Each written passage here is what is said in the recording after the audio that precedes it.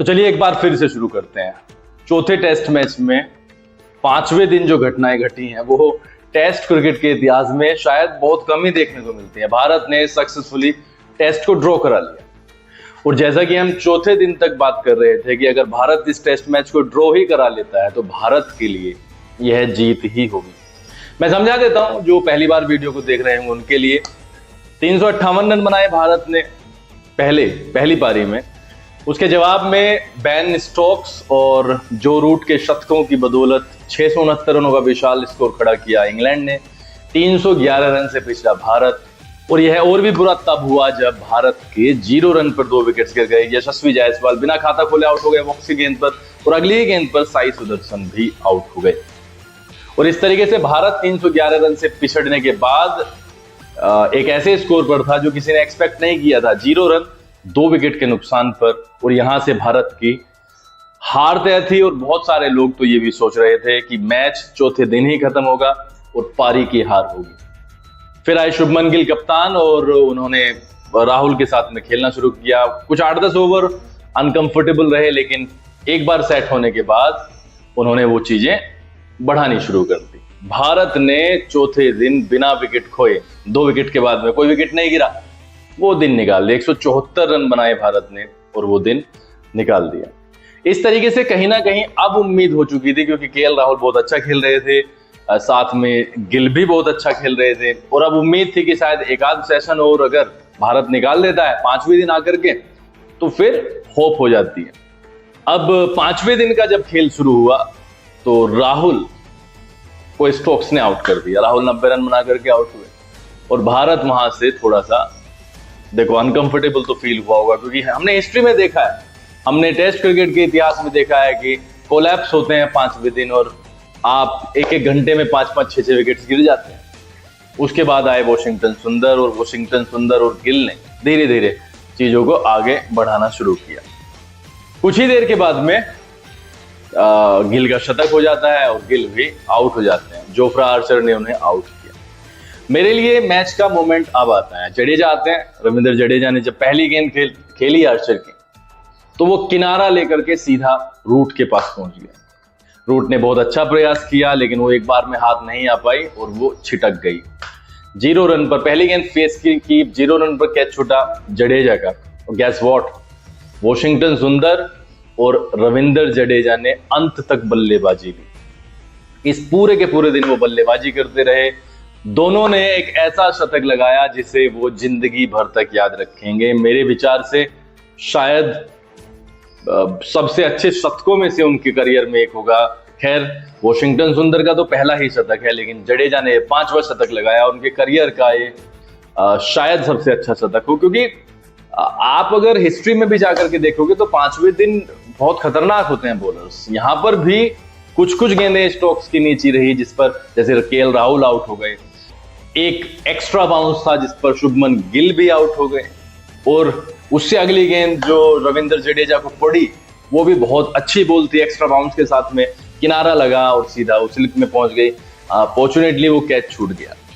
भारत ने ये एक बहुत अच्छा टेस्ट मैच ड्रॉ कराया। इससे भारत यहां ओल्ड ट्रैफर्ड में हारने से बचा, सीरीज हारने से भी बचा। सीरीज अभी जिंदा है, अब कुछ भी हो सकता है। आगे 2-2 से बराबर करने के पूरे चांसेस हैं भारत के। कल मैदान पर एक घटना घटी। चौथे दिन जब 1 ओवर इंग्लैंड ने दूसरी पारी में डाला था भारत के, तो 0 रन पर 2 विकेट का स्कोर था, और तब शायद किसी ने ये नहीं सोचा था जो हम आज बात कर रहे हैं। इंग्लैंड जल्दी से रैप अप करना चाहता था। एवरीबॉडी वाज थिंकिंग कि जल्दी से रैप अप हो ही जाएगा, क्योंकि चीजें जब उल्टी पड़ती हैं तो सारी की सारी चीजें उल्टी हो जाती हैं। क्योंकि 0 रन पर 2 विकेट ऐसा score card specially Bharat, Australia, England का कम ही मिलता है। और भारत का जब ये 0 पर 2 था तो as far as I am personally concern, तो मैंने भी सोचा था कि कोलैप्स शायद जल्दी हो जाएगा, बट एक होप होती है अंदर। लेकिन 5वें दिन इसका बिल्कुल उल्टा होता है। बेन स्टोक्स पहुंचते हैं रविंद्र जडेजा के पास हाथ मिलाने के लिए, और ये इशारा था कि अब चलते हैं, टेस्ट मैच हमारी तरफ से ड्रॉ हो चुका है। लेकिन वाकया ये हुआ कि रविंद्र जडेजा ने उन्हें मना कर दिया। जो इमोशंस थे, जो एक्सप्रेशंस थे, स्टोक्स के चेहरे पर वो साफ दिखाई दे रहे थे, क्योंकि वो थक चुके थे। इतनी लंबी बॉलिंग इंग्लैंड के गेंदबाजों ने की वहां पर कि फिर कहा सुनी हुई। उसका रीजन मैं बता देता हूँ, क्योंकि 90 के आसपास थे रविंद्र जडेजा, और ये डिजर्व करते हैं सेंचुरी लगाना। वहां पर ताने भी मारे गए कि क्या आप टेस्ट क्रिकेट की ऐसी सेंचुरी लगाना चाहोगे जो बेन टकेट और हैरी ब्रूक की गेंदों पर आए, लेकिन रविंद्र जडेजा ने मना कर दिया कि हम पारी को घोषित, मतलब हम नहीं चाहते कि ये अभी के अभी टेस्ट मैच ड्रॉ हो जाए, हम थोड़ा सा और कंटिन्यू करना चाहते हैं।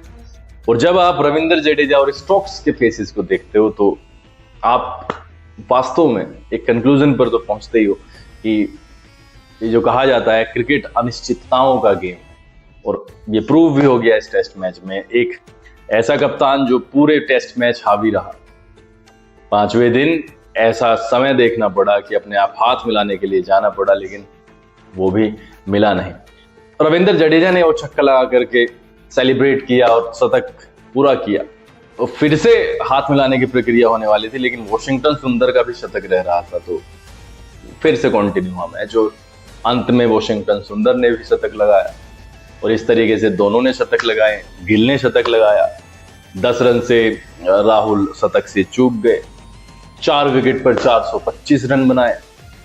3 खिलाड़ियों ने 200 से ज्यादा गेंदें खेली, 185 गेंद रविंद्र जडेजा ने खेली। तो ये टेस्ट मैच गेंद के लिए भी याद रखा जाएगा, क्योंकि भारत को शायद 150 ओवर के आसपास में बल्लेबाजी करनी थी, और 63 ओवर की बल्लेबाजी उसने चौथे दिन की, जिसमें 2 विकेट खोए पहले ही ओवर में, और फिर तो हम गवाह बने हैं इस पूरे टेस्ट मैच के।